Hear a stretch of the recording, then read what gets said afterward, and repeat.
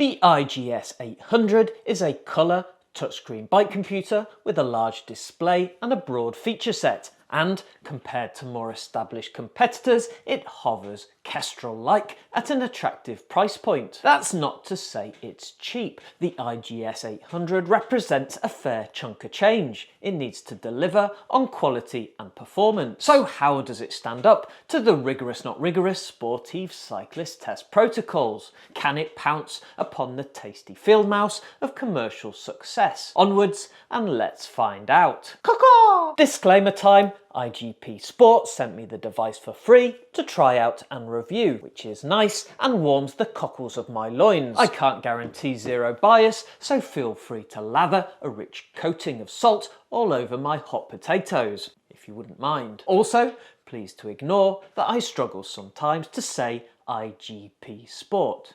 iGPSport. iGPSport? My first impressions on unboxing were positive. The iGS800 comes in the ubiquitous cardboard sleeve and Pandora's box of boxes, which feels pretty premium. Continuing this theme, the cleat jobby on the back is metal.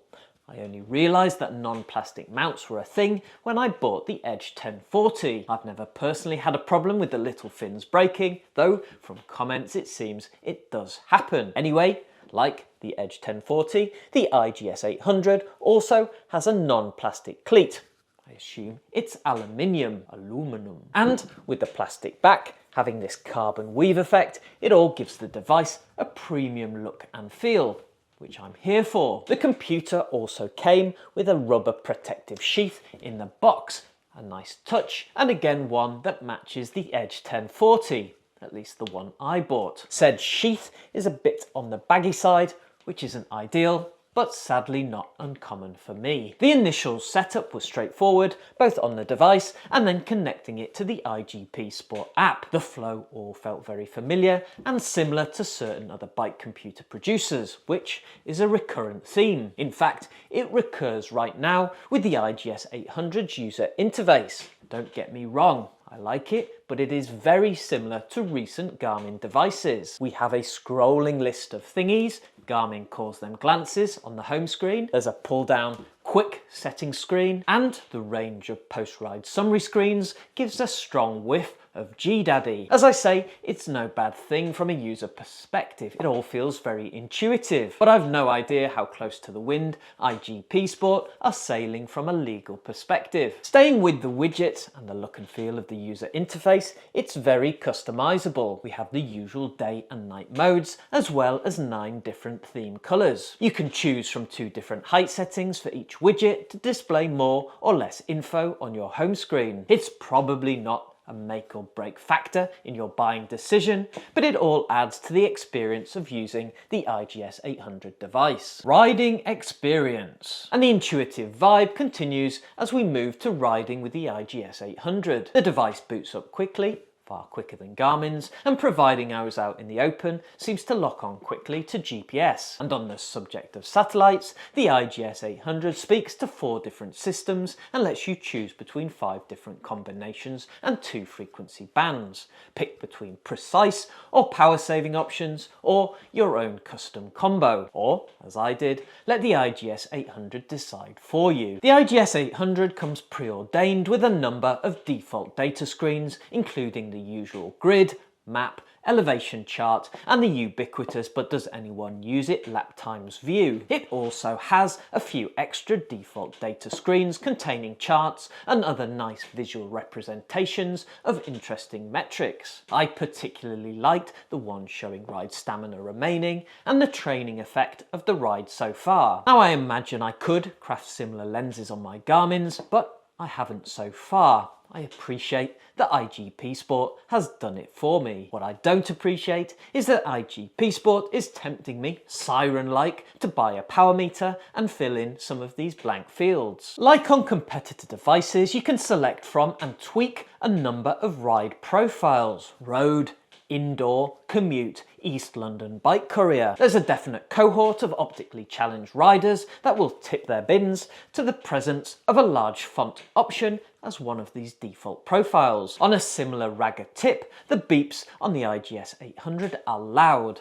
I was quick to turn them off for ketones. For alerts whilst riding though, there's no chance I'll miss the radar telling me there's a car at my Passage Clout. All the ride recording, saving, uploading to the app and then onwards to Strava functions fine, so I won't dwell. Instead, let's move on to the display, which I think is great. The screen is large and wide. It's similar to the Edge 1040 lengthwise, but with an extra few pixels on the x-axis, which makes for an excellent viewable area. The screen extends close to the edge of the device, so you get the larger display without the overall size of the iGS800 looking massive on your handlebars. And the narrow bevels generally contribute to the premium look of the device. I found the touchscreen works well. It responds promptly to swiping through the screens whilst riding. Taps on the display are generally recognised first time. It's perhaps a little less responsive than the screen on more recent Garmin's and Hammerhead Karoos,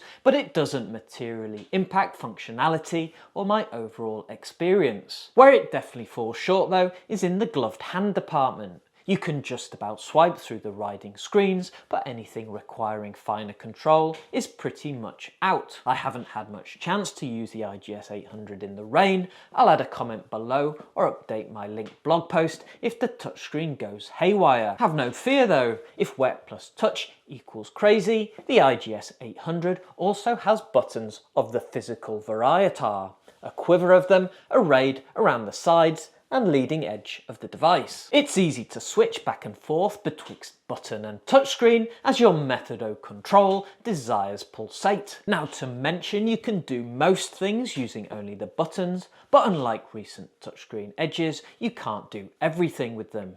You can't use them to move around the map, for example, but to be honest, would you want to when you have the touchscreen available? Generally, the touchscreen is quicker and easier as an input method, as you'd expect, but the buttons are a useful alternative when you're beloved or not in a touchy-feely finger-pokey mood. Navigation. Getting a route onto the iGS800 to follow was straightforward. This can be an area where less established players struggle with buggy initial app versions and integrating with third-party route planners.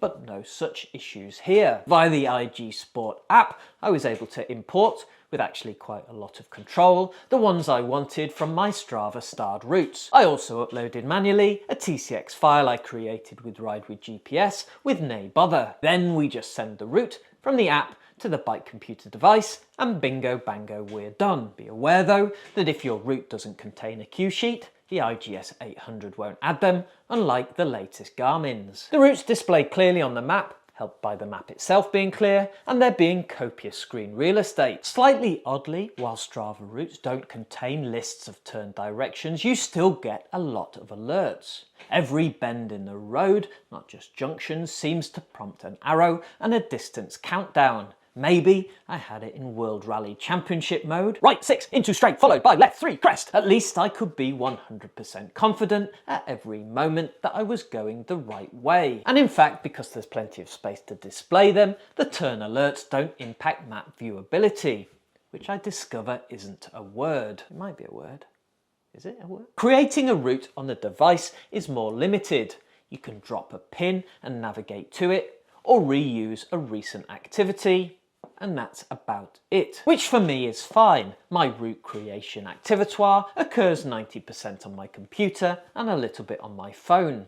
Those looking to do a lot of on-device routing will find better options elsewhere. In terms of negatives, the map is a bit slow in filling in the details as you zoom in and out. The zoom function itself is quirky. When you zoom out to the maximum and then hit zoom out again, the next view switches to fully zoomed in, which had my little micro brain confused for a hot minute. Features, which is a not particularly descriptive term for other stuff I haven't mentioned so far. Whilst the iGS800 has all the core riding and navigation features you need from a premium bike computer, it doesn't quite have the bells and whistle ones you see on Garmin's and Hammerhead Karoos, and to an extent Wahoo's. On the training side, whilst the iGS800 calculates the increasingly standard form and fitness metrics, training load, recovery. It doesn't have features akin to Garmin's cycling ability or power guide.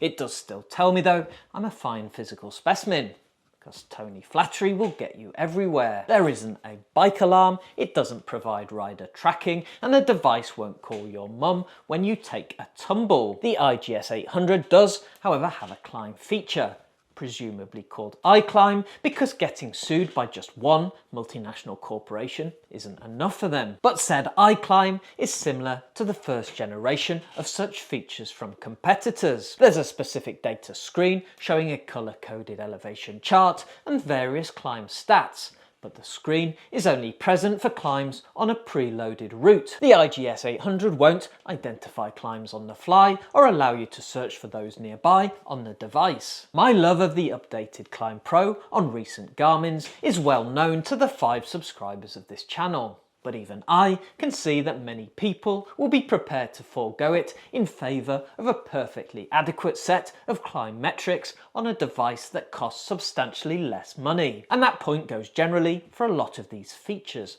They're nice to have and all, but are they worth paying hundreds of pounds more for? I'll leave that question to marinade in the fridge of your soul whilst we move on to battery life. Yay! Important but slightly dull, just like me in bedroom mode, but also important. iGPSport on their website says 50 plus hours, but with no details on the corresponding use case. Needless to say, I haven't conducted a rigorous experiment, but after 7 rides spread over a number of weeks and a lot of messing around the screens and settings with brightness set high for the most part, the battery indicator is still showing 55%. So the iGS800 plops into the more than enough battery juice for my needs bucket. For my money, and at this price, the iGS800 only needs to match recent Garmin's and Wahoo's, which it does. Any longer is a Brucey bonus. And talking of money, let's take a brief Cleveland steamer around the lake of value. As mentioned at the top of this video, the iGS800 occupies a reasonably robust price point.